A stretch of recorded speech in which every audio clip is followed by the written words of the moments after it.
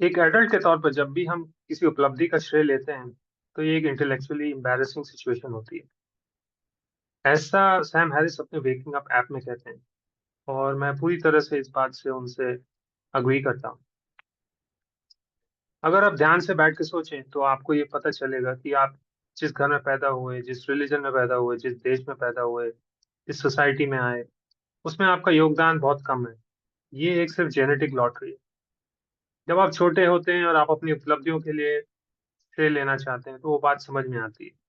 लेकिन एडल्ट होने के बाद अगर आप गहराई से सोचें, तो आपको ये बात पता चलेगी कि कुछ भी जो हो रहा है, उसके पीछे आपका योगदान बहुत कम है।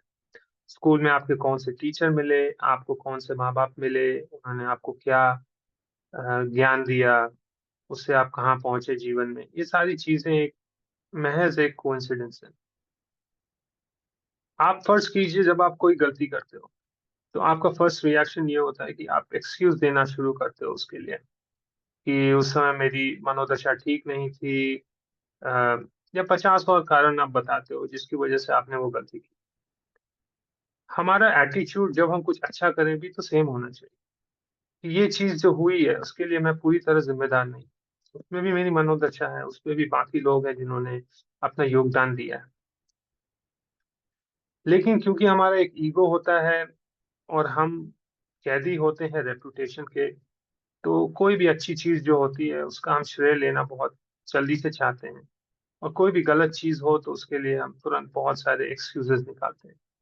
लेकिन जब हम इस बात को समझ जाएँ कि हमारी जो उपलब्धियाँ हैं या जो हमारी गलतियाँ हैं, उसमें बहुत सारे फैक्टर्स आते हैं। तो इससे क्या होगा कि हम अपनी पास्ट की जो गलतियाँ हैं, उसके लिए खुद को भी माफ़ कर सकते हैं, और बाकियों ने जो गलतियाँ की हैं, उसके लिए भी हम उनको आसानी से माफ़ कर सकते हैं। क्योंकि अगर आप देखें, तो आप ये रियलाइज़ करेंगे कि अगली सोच जो मेरे मस्तिष्क में आएगी, उसके ऊपर भी मेरा बहुत कम कंट्रोल है। और अक्सर ऐसा ही होता है कि जो भी सोच आपके दिमाग में आती है, आप उस पे सवार होके वैसे ही बन जाते हो। तो अगर आपके मस्तिष्क में एक गुस्से वाली कोई सोच आ जाए, तो आप गुस्से हो जाते हो। जेलसी आ जाए, तो आप जेलस हो जाते हो। जब आप ध्यान में बैठते हो, तो आप इन चीज़ों से उबर सकते हो, और जब आप गहराई से इस बात को समझोगे, तो आपका जीवन दर्शन बदल जाएगा और आप जीवन का ज़्यादा आनंद उठा पाओगे।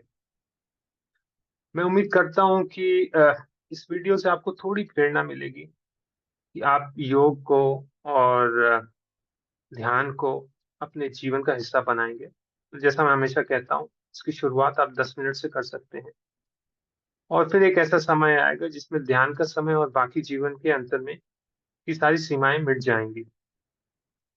तो मैं उम्मीद करता हूँ ये वीडियो आपके लिए यूज़फुल होगा। अगली वीडियो तक मैं यहाँ विराम देता हूँ।